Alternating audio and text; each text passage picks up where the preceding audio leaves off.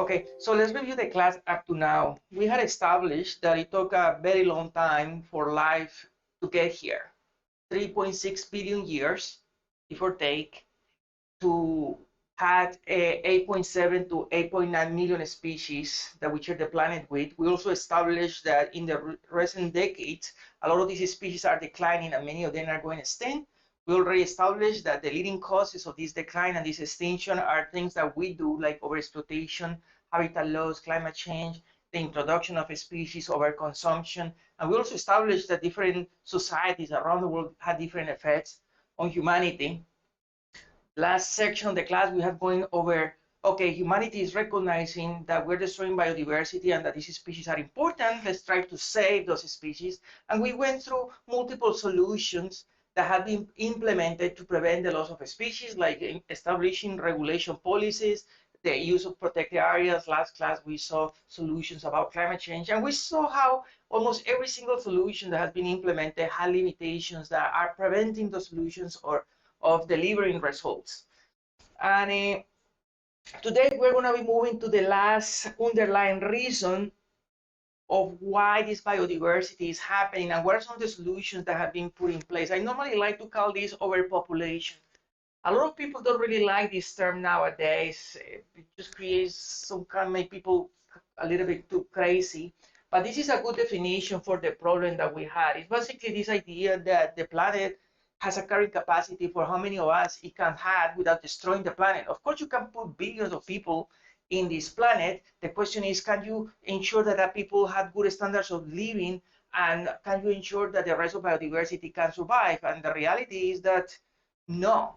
That's the reason why I call it overexploitation, overpopulation, just like when we call overexploitation when we overdo the taking of natural resources from wild populations. So today we're going to be talking about, again, this issue of overpopulation as a problem, and hopefully just trying to see getting some insights on the solutions to this problem. So we have already established, again, that there are these underlying factors that are causing the decline of biodiversity. Some of these factors relate to habitat loss, overexploitation, and climate change. We established that these factors are related to supplying certain resources that humanity requires, and that on top of that is humans. So here, what I want you to start making your mind about this thing is this connection between there being too many of us that demanding a lot of energies, and something has to give up, right? And that, unfortunately, again, is this huge footprint that we put on the planet. So again, in this class, we already reviewed the idea of protected areas, regulation policies, and some emission regulations. And we saw how all of those things have limitations. Today, the last section of this class, we're going to be looking into what about from here up? What are some of the solutions that can mitigate this problem from the top? Again, going back to one of the prior classes, how can we deal with fixing this problem from the ultimate point of view? So again, I just want to go back over that. On top of this, we had the human population. And what I want to do in this slide here is use a couple of papers from Bouchard and another paper that I did back in the day, trying to establish this connection between population, human population, and what is happening to biodiversity. So here, if we start looking from the underlying reason of these problems, the number of people, on this figure here, you can see the number of people increasing over time. You can see, as I mentioned earlier, we are growing at a rate of about 100 million people a year globally. It's a lot of people. That people obviously is requiring some resources, right? Household, food, and energy. And that, unfortunately, is creating this overshoot. Supplying this energy, these resources, obviously is having a toll on biodiversity. And here I'm showing what we call the ecological footprint, which is an indicator that I showed earlier, at the extent to which there are certain amount of resources in the planet, about 11 billion hectares of productivity, and today we're consuming already like easily 25% above that limit, and that's creating the status of overshot. So here again, the point again is there is a number of people that is going up. We are demanding a lot of resources. That is evidence here with this other database showing how the amount of resources that we demand on biodiversity increase. No surprise, as a consequence of us demanding this huge increase of energy, there are a significant set of impacts on biodiversity, like habitat loss, overexploitation, climate change, and invasive species. This guy Bouchard here put all of these indicators together, basically creating a global index of what is the extent of these stressors, and he put that all of these indicators together on this figure here. And you can see how over time, over the same amount of time, and the number of people is going up, the overshot on the planet is going up, and the stressors goes up, are going up as well. Again, just to make the point of that connection there between there being too many people, that obviously is going to translate into a lot of these stressors happening. We already established as well that there are multiple solutions that have been put in place to stop these stressors, like use of protected areas, regulations, CO2 taxes, and things like that. Basically, for almost every impact that comes from humanity demanding too many resources, there is a solution that has been put in place. And Bouchard actually take all of these strategies globally, the extent to which countries around the world are implementing this in this one figure there. He called it mitigation policy. One of the things that I want you to appreciate again is the fact that humanity is concerned about this loss of biodiversity, and not surprising, people from around the world is implementing all of these solutions, and you can see that on that figure there. Again, the extent to which countries from around the world are trying to reduce the impact of these stressors on biodiversity, and that's reflected there. Now, unfortunately, as we established through this class, all of these efforts translate into biodiversity. Now, what I want you to look at next is what is happening to biodiversity. So as you can see here, biodiversity is declining. So try to think about, again, establish these connections. The number of people goes up, the amount of resources that we demand on biodiversity go up, that results in a lot of stressors going up. Humanity is concerned about stopping this thing, and we put all of these regulations in place to stop this biodiversity loss, yet biodiversity continues to decline. So what does that tell you? Take a moment and pause this video for a second and think where things are going wrong. What is this telling you? Now, where are things going wrong? So obviously, again, you go and look at this thing from the ultimate and the proximal drivers. Here, by us dealing with these solutions here at this level, what we call distal drivers, normally they are not translating into a good effect on biodiversity. We are not really stopping the underlying reason of why all of these stressors are happening, and that's obviously no surprise then why biodiversity is declining. The analogy that I like to give is like, imagine that you had some type of brain cancer that can be cured, and you had a lot of headaches, very strong headaches as part of this cancer. So you have two options here. One is to take some drugs for the pain, right? And that may make you feel nice for a while, but that's not fixing your cancer. So here we have the same problem, right? In the extent to which we are trying to fix these problems at this level, but they don't stop really the underlying reason of why those stressors are being generated in the first place. So that's probably explains a lot why many of these regulations that are being put in place by then trying to mitigate the consequence rather than preventing the cause in the first place, and that's the reason why we see biodiversity to decline. And today I want us to focus again, is there something that can be done here at the top?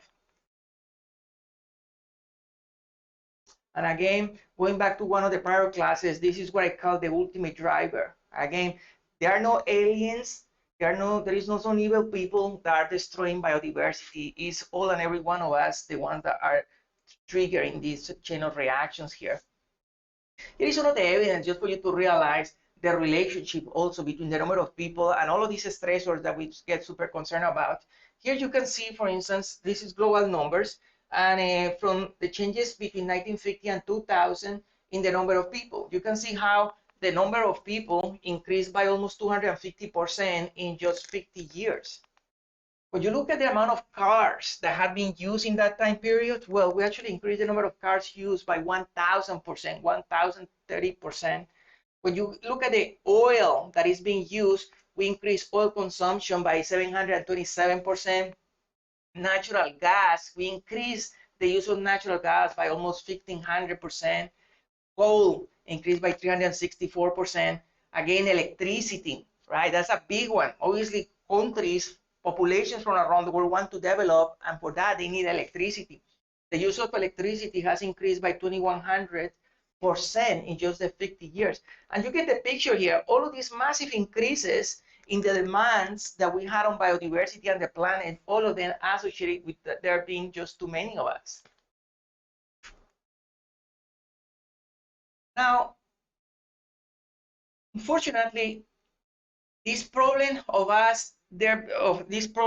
of there being too many of us, unfortunately, has consequences or ramifications that go way beyond just the loss of species. Obviously, we are concerned about this component here, which is the fact that we are losing 20,000 species a year because of the fact that we need to go and cut the forest so that we can have our conflicts. When we go and complain about this deforestation in the Amazon, think about the fact that we are the ones driving that destruction there. Every time that we eat a steak or every time that we eat corn, those things come from there. So indirectly, we're actually fostering those problems there. And again, here is another reflection of us increasing the numbers of people on the order of 10 million hectares of forest being lost. Climate change, we already increased the planet's temperature by more than 1 degree. We're in our way to 2 degrees. Unfortunately, and this is one of the things that is concerning, is that many of these resources that we are using are actually non-renewable. 88% of the resources that are used by humanity is what is called scarce. So imagine that, the extent to which humanity is being developed based on these resources that cannot be restored. To make matters worse, 1 billion people go hungry every year, and 1 billion people go without water as well. Water-deprived communities from around the world, 1 billion people. So you get the picture here. What this picture altogether is telling you is the fact that we have reached the carrying capacity of the planet. When you start seeing these signatures, these signals from the planet, where things start breaking apart because we are over-consuming them, well, it's not that something is wrong with biodiversity, it's the fact that it's possibly that we are just maybe getting to be too many of us. The solution is simple, right? The solution is let's have fewer children. And I don't want you to get too crazy about this suggestion, right? Let's think about how can you get there. Well, it turns out that there are many ways that have been demonstrated to get here, to reduce this higher number of people over time. One is empowering women. There are multiple studies around the world showing that if woman is given the freedom, they actually choose not to have kids. And again, I just don't want to get into some semantics here, and I apologize if this is perhaps sensitive to some of you, but multiple studies everywhere around the world have documented that empowering women actually is something that is to the benefit of society altogether. The other one is sex education. Sex education becomes like a taboo. You cannot really talk about any kind of sexual thing already here, especially in the United States. Forget about that, because again, it has become a taboo. But it has been demonstrated as well that sex education, as part of the teaching, the curriculum of people, helps out on this problem. And the other one is to make contraceptives cheap. This is a problem here in the United States. You guys are very familiar with Planned Parenthood, the extent to which is constantly attacked on the services that this institution provides to the development of the society altogether. And unfortunately, it's under constant attack again. And the problem with this, imagine if that's here in the developed world where we have the money. You can imagine what that means in developing countries. Unfortunately, again, there are solutions that don't have to be very controversial. Again, all of them probably related to the betterment of society, but all of them, again, are perhaps not working to the extent that they should be working. And the reason why I say that these things are not working is because you still see the number of people going up in the order of 100 million people added to the planet every year. So what's the deal? Some of these things actually work. We had the numbers. Why is it then what is the panic? Even if we disagree on this thing, why is it that we don't even talk about this as a problem? So what I want us to do now is, again, let's try to see this on a mechanistic way. Let's identify a problem and what could be the solution. On one end, we had let's think about, again, the generalities of how do you fix problems. You start with a problem, right? It's there, it's Latin. The scientists come and study that problem. The scientists create their understanding, their knowledge is passed to the public. The public then start believing on this, taking this seriously. Politicians will start realizing that for me to get elected, I need to start paying attention to what the public believes.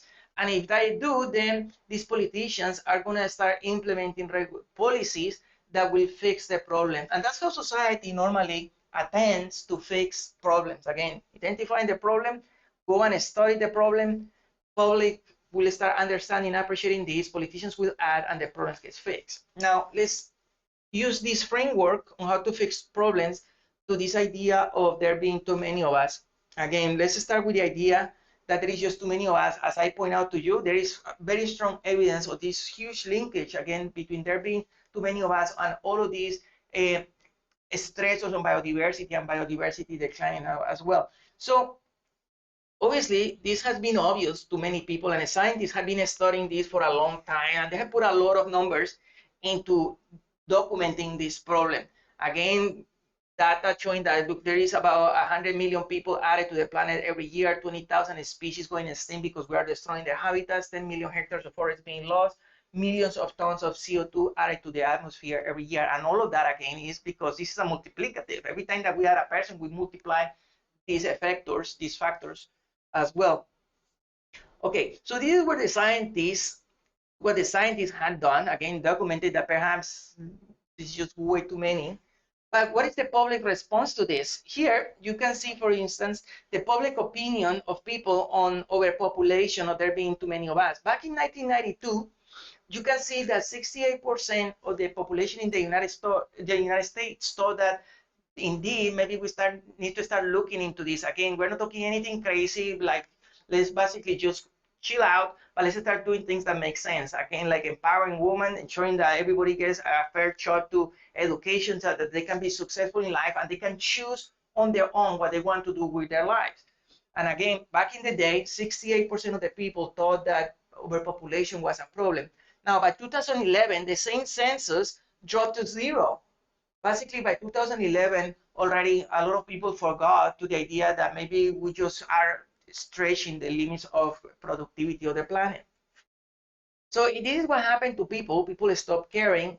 What happened to politicians? Well, what happens to politicians is that they stop the funding for family planning.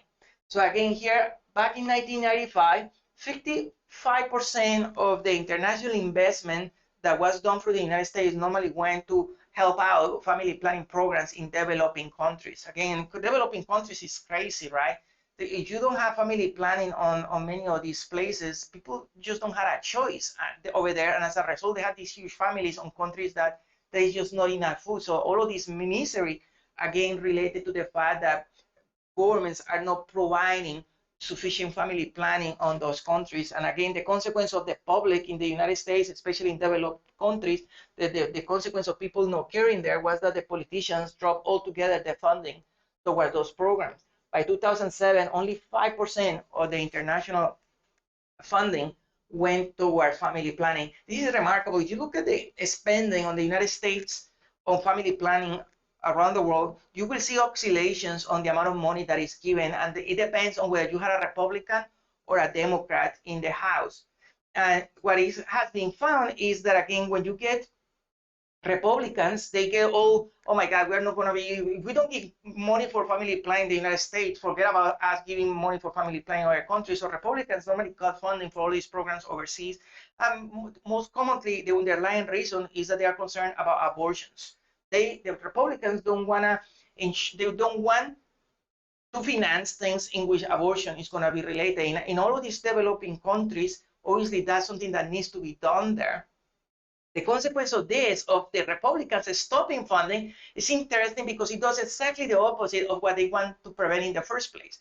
By then stopping funding for family planning on those countries, what happens is that a lot of unintended pregnancies happen there, and that actually has been found to increase the rates of abortions. And because there is no money to do safe abortions, many of these abortions actually are done completely under the radar, completely in unsafe conditions. So it has been found, again, interestingly enough, that when you get Republicans in the House, normally they stop funding with the idea that they're going to stop abortions. And it turns out that what they do is exactly the opposite. Again, by then stopping basic family planning in many of these countries, unfortunately, that leads to a lot of unintended pregnancies. And some people just don't have a chance to have those kids. And unfortunately, that results in a lot of abortions. And again, because there is no money to do them well, all those abortions turn out to be, most of the time, end up being dramatic. The consequence, again, now of the public not caring, the politicians stopping their funding, is then that the number of people continue to go up. So you see here, just pause this video and find out, again, the idea is society identifies the problem, studies the problem, transfer the knowledge to the people, and then the politicians will act and fix the problem. Here I showed you the evidence. I want you to pause the video for a moment and find out then where is the process being broken.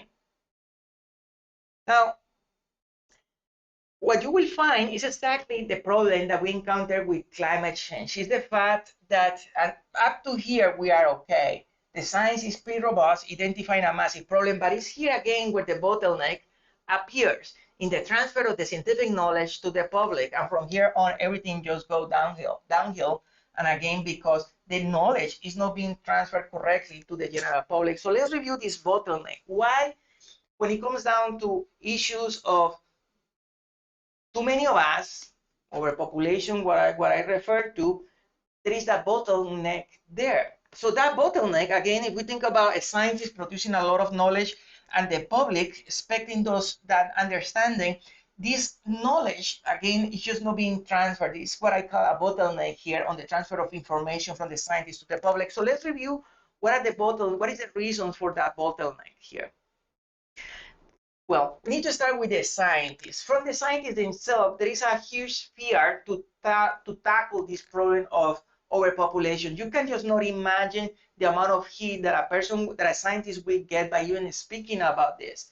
Not to mention the fact that you lose a lot of personal time. Why are you going to be worrying about this thing when you can just spend time with your families there? And especially when there is not really too much gratitude when you start dealing with this problem. You get attacked by interest groups. There is a potential to even lose your job. There are multiple examples of these things as well. So there is really no motivation from the scientist side of things to bring up their problem. That's kind of remarkable to me. So again, there have been multiple studies pointing out that many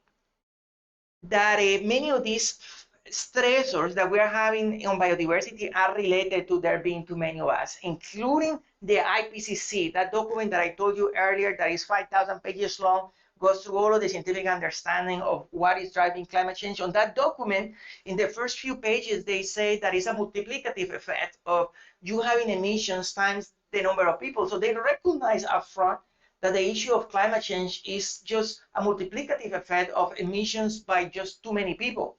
These are 5,000 pages document. About 1,000 pages were dedicated to that chapter on solutions, and not once they talk about family planning, a betterment for education, a betterment of women from around the world, not once. And that just explains to you the fear that is among the scientists to even tackle this problem when at times they document, even on their own papers, that many of these problems had an underlying reason on there being too many of us. The same thing goes with food security. There is this paper in Nature by Foley that I appreciate very much. This guy is actually an individual that I respect a lot. In this one paper, he goes through the balance of the capacity of the planet to produce enough feed for too many of us. And he goes through all of these numbers, and he just basically points out that there's no way for us to feed all of these people. And in that paper, again, he had an opportunity to point out maybe the way for us to reduce the pressure that we put on the food systems of the world is maybe just, what about if we just tackle the alternative, which is maybe let's start investing again on the solutions that will reduce the demand for food. And again, it's another guy that got scared here. And there are multiple examples in which problems have been identified, in which the underlying reason has been the number of people, but all of them run away of pointing out that as the driving force. So again, just to point out that this bottleneck actually starts from the scientists themselves, in the sense that there are a lot of good reasons why they probably will not even dare to even talk about dealing with this issue of overpopulation. It takes you into these topics that unfortunately could be too controversial for many people. Now, the other problem, again, on the scientist side of things, is the fact that it has been found that among the general public, there is a lot of scientific illiteracy. It has been found that, for instance, in developed countries, only the general public normally is literate to 17%. Basically, what that tells you, again, this is in most countries, is the capacity. They measure scientific literacy on the extent to which individuals from the general public can understand the basic concepts of scientific articles that are written on news articles. Like if you are giving an article from the New York Times, obviously this is written by for a group of individuals capable of understanding this, and they do that, they do these assessments, and they find that on average only 17% of the countries in the world are capable of understanding these concepts. Sorry, again, I meant just the general public. 17% of the general public of most countries is capable of understanding these complex concepts. Now, the problem of that lack of scientific literacy, it has been found, is related to the problem of this is that it prevents individuals of understanding the connections between who we are and what we do and what are the environmental consequences of this. Think about, for instance, me going to Starbucks and getting a straw. The plastic straw ends up on the oceans, and you can argue, well, it's just one straw. Well, it turns out that if we go down and do that every single day, maybe twice a day, that could easily be 1,000 straws per person. Multiply that by 8 billion people, and then you get billions of straws floating in the oceans. So again, the fact that most people is incapable of putting scientific understanding to many of these problems prevents people of understanding, again, what is the connection between our individual actions and the consequences of those actions on the environment. Now, the degree of scientific illiteracy is huge. This is a paper written by Professor Meffe here. Professor Meffe is, I suppose, a very famous guy. He gets invited to give these presentations from around the world. And every time before every conference, he was used to ask to the students to please write down how many people they thought were there in the planet. And he did that thousands of presentations, and these were mostly students from the university. Think again about that. These are students from the universities, which you will expect to know better some of these understanding. And Professor Meffe here went and asked them, how many people do you think are there in the world? He did thousands of these. He put them together. What he found is this figure here. Here is the number of people, I suppose in thousands, and the number of people in the world that these people say there were. So on the lower end, there were a lot of students that suggested that there were 10 million people on the planet. Can you imagine that? Some students from the universities thinking that the size of the world's human population is 10 million.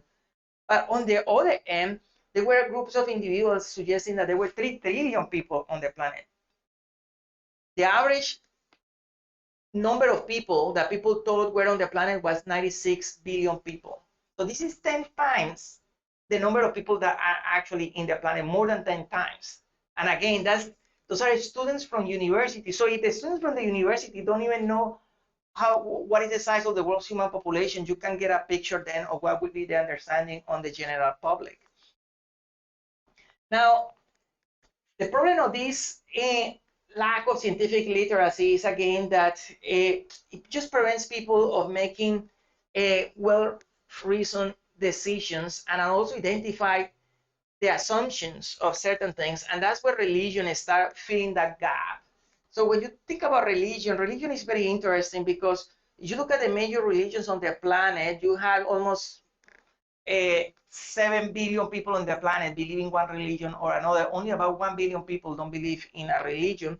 But the problem of all of these religions and having most people, again, associated with these religions and having most of these people failing to have a scientific literacy to comprehend what they are doing is the fact that almost every one of these religions suggests that you should go and have children like nobody's business. The Bible to the Quran, you see statements on those documents suggesting that you should just go and have a lot of babies like nobody's business. And again, that scientific illiteracy that you see in the general public, unfortunately, turns into another tragedy here in the sense that people, again, just failing to make this understanding, reasoning on, do I really want to have that many kids? Here in the first world, what I want you to think about is, can I afford to send my kid to a good school?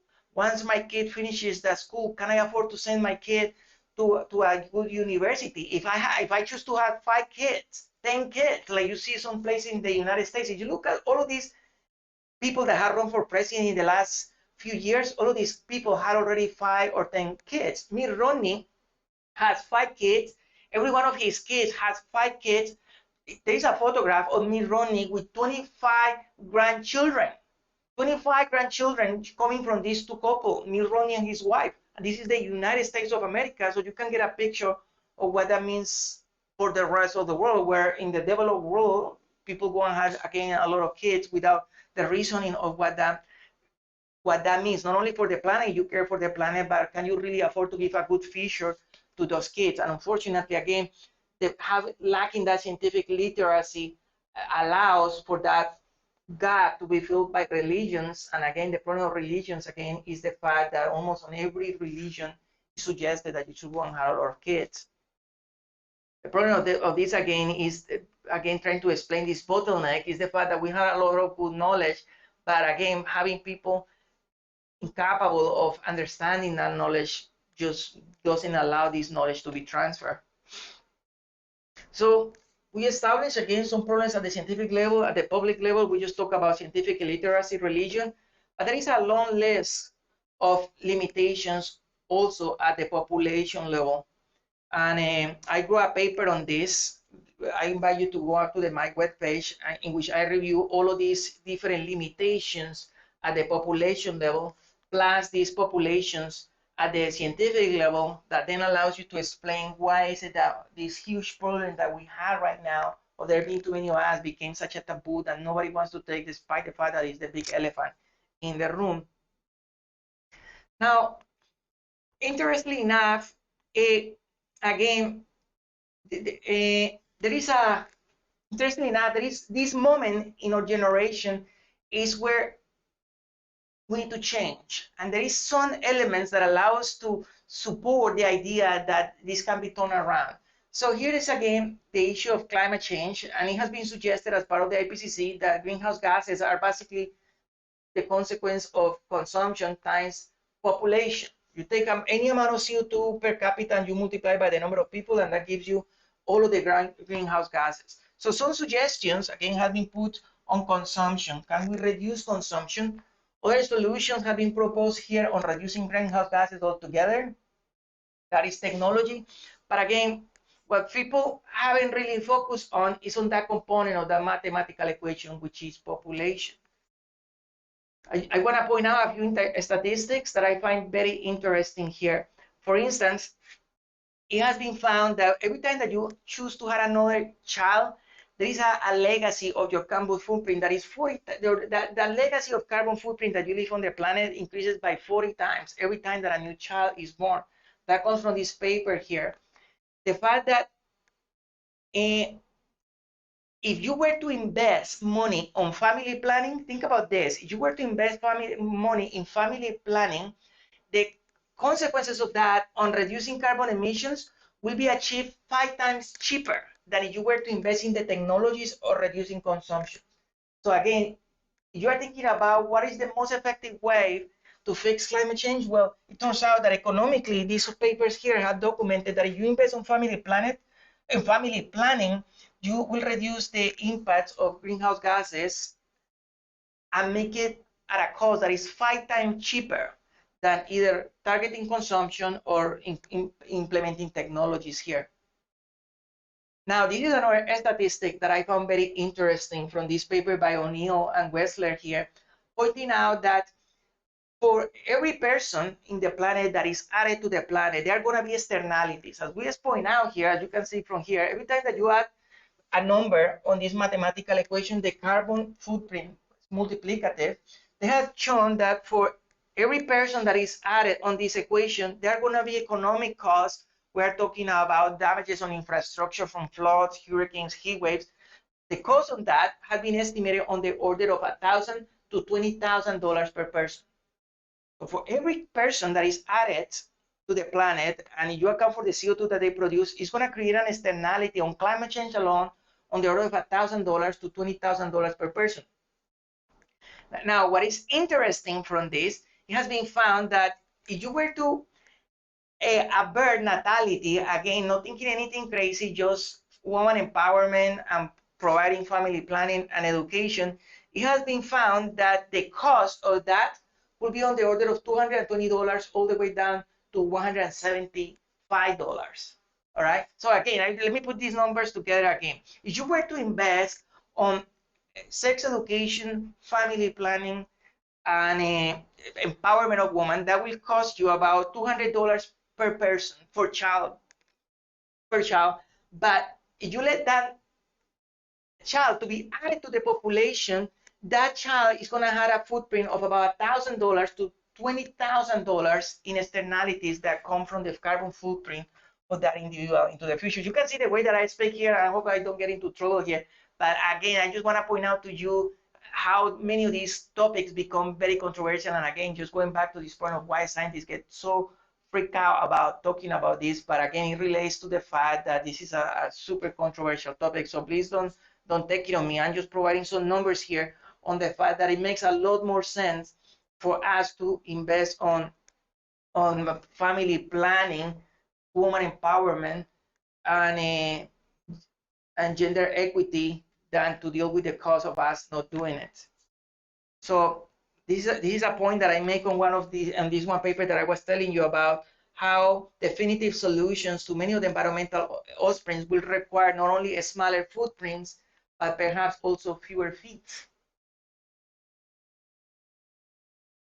Now, targeting this issue of there being too many of us, it turns out that there are actually positive consequences on other aspects that we don't care too much about, like, for instance, human welfare. As I point out to you, there is 1 billion people going hungry every day. 1 billion people don't have water. And there is this program called the Millennium Development Goal, right? And again, this is an international agreement to ensure that the quality of life for every human being is guaranteed. And they have different topics there. They want to reduce poverty and hunger. They want to ensure that everybody has a good education. Woman mortality at labor is reduced. Child mortality is also reduced, and the infection of some diseases is also reduced. So these are some of the core goals of the Millennium Development Goals. And again, the underlying purpose here is to improve the quality of life of people from around the world. It has been found, I mean, there is a couple of papers on this, that all of these goals are unattainable if we start adding more people to the equation. And in fact, there are some very interesting analyses pointing out how, again, these basic solutions, these 3 basic solutions that I have been talking about, will actually be fundamental, again, to achieve this issue of human welfare. And again, just to point out that this issue of targeting human welfare not only prevents some of the impacts that we had on biodiversity, but will be beneficial to the betterment as well of humanity altogether. There are also important numbers that have been proposed to point out what are the consequences of us actually start focusing on this issue of overpopulation now than later. That relates to employment. So the Pew Foundation normally puts these surveys once a year or so, asking what are the most concerning issues to people in the United States. And they find in the last few years that the top 2 issues have been jobs and the national debt. In those 10, on the top 10 issues, there is no mention whatsoever about environmental problems or overpopulation. They are not mentioned at all there. What I'm going to point out to you is how interesting it is that these 2 attributes of jobs and national debt are associated with there being too many of us. And again, people is just failing to make that connection. Let me make that connection for you here. Let's look at the first attribute, which is jobs. In a society, normally what happens is you have what is called a population pyramid. So at the base of this pyramid, you have the younger people. Obviously, there's a lot of younger people. And as people start dying off, then the people that remains, the elderly, start being fewer and fewer and fewer. And that's the reason why you ended up with this pyramid, right? Today, worldwide, at the base of this pyramid, you have 1.2 billion people that have ages between 5 and 14. Okay, think about that number. 1.2 billion people age 5 to 14. At the top of the pyramid, there are 560 million people aged 55 to 64. This is the people that in the next decade is going to retire, and this is the people that in the next decade is going to enter the working force. So as soon as these people leave the market force, these people is going to come in. But what I want you to realize is, again, the job deficiency, the short supply of jobs in the next decade or so. So again, if you take 1.2 billion that are coming in, 560 million people that are leaving, you ended up with a deficit of 640 million jobs worldwide. So again, it's interesting. Again, people is concerned about jobs quite a lot, but what this pyramid is telling you is that constantly we are always on a deficit of jobs. Governments from around the world keep struggling to generate enough jobs, failing to realize that we need to somehow start truncating the base of this pyramid, because there is just not going to be enough supply for jobs. So here you can again see the connection between jobs being something that is super concerning to people. Overpopulation is not, but how overpopulation is actually at the core of this problem that is on the minds of everybody. Let's look at the second problem, which is the national debt. This is again one of the top concerns for the people in the United States.